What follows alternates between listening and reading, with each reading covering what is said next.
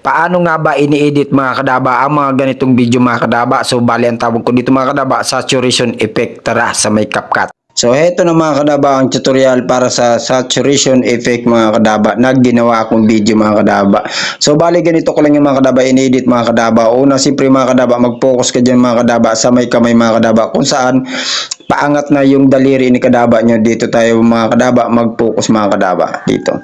So ngayon ang gagawin nyo, i-touch nyo lang yung video mga kadaba and then pagkatapos i-split nyo lang and then pag na-split na siyempre mga kadaba, ang gagawin nyo mga kadaba, punta ka dito sa isa, i-touch mo yung video and then pagkatapos ang gagawin mo, hanapin mo mga kadaba yung adjust natin mga kadaba. Tapos i-click mo to mga kadaba itong saturation ayun yan, saturation.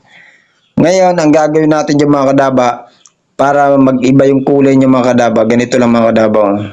I-adjust mo lang dito mga kadaba sa minus 50. Then pagkatapos, ang gagawin natin dyan mga kadaba, i-check nyo lang.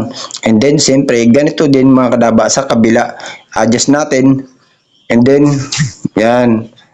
Adjust natin mga kadaba, siyempre. So kung baka magtataka kayo mga kadaba kung bakit nag-split ako dyan mga kadaba, kasi nga diyan kasi tayo lalagay mga kadaba ng ng keyframe, mask, and then kung ano-ano pa mga kadaba. So ngayon makikita nyo lang mga kadaba sa may video. So bali, ang gagawin natin dito mga kadaba, mag-overlay na tayo mga kadaba, add overlay tayo. Add overlay. So ngayon, hanapin natin mga kadaba yung video mga kadaba na naka-screen record mga kadaba. So bali ito na mga kadaba yung video na yung mga kadaba na naka-screen record. Ngayon, add lang natin siya. Siyempre pag na-add na siyempre mga kadaba, na huwag nyo mga kadaba kakalimutan mag-record ng brightness mga kadaba. Ayun mga kadaba yung brightness. So siyempre huwag nyo kakalimutan i-record yung mga ganyan mga kadaba kasi kasama yan sa content mga kadaba.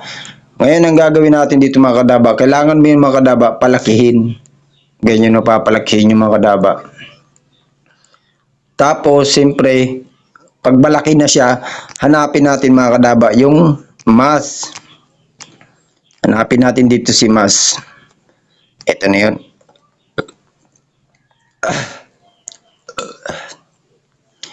Siyempre, ang gagawin na natin dito mga kadaba, i-click mo lang yung rectangle. Rectangle yung piliin mo dyan mga kadaba. Ngayon, siyempre, ang gagawin natin dyan, itutok mo lang yung mas mga kadaba dito sa may brightness. Tapos, i-adjust mo lang siya. Ganyan, i-adjust mo lang. So, bali, forward na natin kasi medyo matatagalan ito mga kadaba. So, ngayon mga kadaba, kung sa tingin nyo, okay na siya mga kadaba. Ang gagawin nyo dyan mga kadaba, i-check nyo lang mga kadaba. And then, pagkatapos, itong kulay blue na ito mga kadaba, yan yung brightness, itutok nyo lang dyan mga kadaba sa may daliri ni kadaba nyo. Siyempre, kailangan na kailangan yan. And then, pagkatapos, ang gagawin natin dyan mga kadaba, ganito mga kadaba. Una, i-play muna natin. I-play, try natin, titignan natin kung ano yung magiging resulta. O, di ba? Kung napansin nyo mga kadaba, hindi siya sumabay dun sa may daliri. Ngayon, ang gagawin natin, hanapin natin mga kadaba, si speed, hanapin natin si speed. Asan ka na ba speed? Eto si speed. Ngayon, i-click mo lang mga kadaba yung normal. Ngayon, ang gagawin natin dito mga kadaba, i-adjust lang natin ito mga kadaba yung bilog niya mga kadaba o dito sa may 2.6. Try natin sa 2.6 mga kadaba. Then, i-check natin. Ngayon, pag okay na siya mga kadaba, i-play natin ulit. Tignan natin kung sabay. Ayun. Pag okay na siya mga kadaba, siyempre ang gagawin natin, tanggalin natin mga kadaba yung mga sobra-sobra dito mga kadaba kung saan nag-okay na si kadaba nyo. I-click mo lang yung video, tapos i-split, and then i-delete mo na mga kadaba yung sobra. Ngayon, siyempre mga kadaba, dito rin mga kadaba sa may kabila. Dito tayo mag-split mga kadaba. Dito tayo mag-split. Ayan. Then i-delete lang mga kadaba yung sobra. So ngayon, hindi pa tapos ito mga kadaba. So bale, yung naka-screen record mga kadaba, i-adjust nyo ulit doon mga kadaba sa unahan. I-adjust nyo pa unahan. Ipantay nyo lang yung mga kadaba sa may naka-split. Ngayon, pag okay na siya, ang gagawin natin dito, mag-focus ka ulit mga kadaba sa may video. Kasi, ang gagawin natin, ibabalik natin ito mga kadaba sa may normal yung kulay niya. So ganito lang yung mga kadaba ang gagawin nyo para mabalik sa normal yung kulay. Ngayon, i-click mo itong mga kadaba. Oh. Ayan. Pagkatapos, hanapin mo yung adjust. Punta ka na simple sa may adjust. So ngayon, di ba sabi ko nga sa inyo, magtataka kayo kung bakit ako nag-split kanina. Kung bakit inuna ko na mag-split.